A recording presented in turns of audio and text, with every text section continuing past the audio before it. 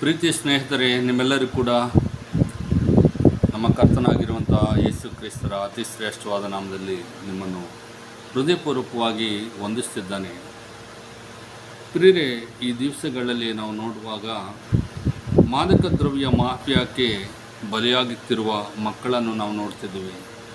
ಏಕೆಂದರೆ ಈ ಮಾದಕ ದ್ರವ್ಯ ಮನುಷ್ಯರಿಗೆ ಎಷ್ಟೋ ಹಾನಿಯನ್ನು ಉಂಟು ಮಾಡುವಂಥದ್ದು ಆಗಿದೆ.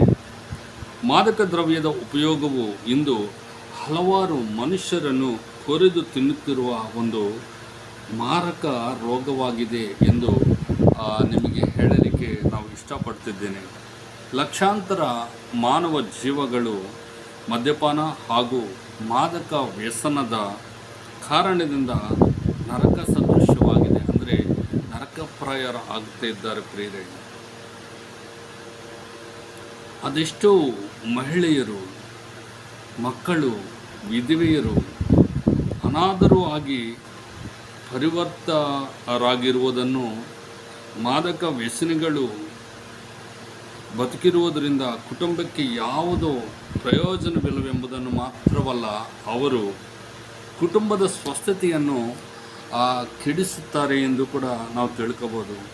ಅದು ಕೆಡುಕೆಂದು, ಜೀವನವನ್ನು ನಾಶಪಡಿಸುತ್ತದೆಂದು, ಕುಟುಂಬಕ್ಕೆ ಅಪಮಾನವೆಂದು ಅರಿವಿದ್ದರೂ ಕೂಡ ಈಗಿನ ಜನರೆಲ್ಲರೂ ಕೂಡ ಅದರ ಗುಲಾಮದ ದಾಸರಾಗಿ ಮಾರ್ಪಡುತ್ತಿರುವುದು ಬಹಳ ದುಃಖದ ಸಂಗತಿಯಾಗಿದೆ. ಪ್ರಿಯರೇ, ಈ ವಿಷಯಗಳಲ್ಲಿ ತಂದೆ ತಾಯಿಗಳಾಗಿದ್ದವರೆಲ್ಲರೂ ಕೂಡ ಗಮನ ಕೊಡುವ ಅವಶ್ಯಕತೆ ಎಷ್ಟು ಇದೆ.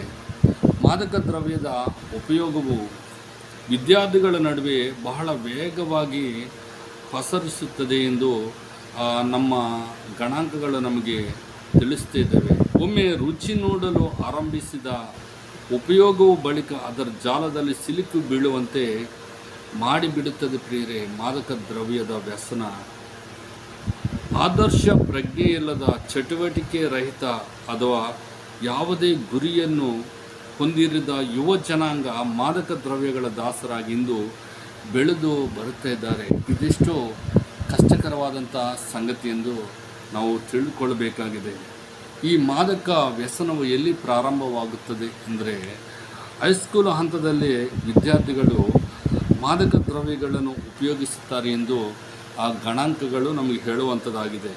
ಈ ವಿದ್ಯಾರ್ಥಿಗಳು PUC ಮುಗಿಯುವಾಗ ಮಾದಕ ವ್ಯಸನಗಳಾಗಿ ಡ್ರಗ್ ಮಾಫಿಯಾವು ಇವರನ್ನು ಡ್ರಗ್ಸ್ನ ಮಾರಾಟಕ್ಕೆ ಸಿದ್ಧಗೊಳಿಸುತ್ತದೆ ಎಂದು ಕೂಡ ನಾವು ತಿಳಿದುಕೊಳ್ಬೇಕು.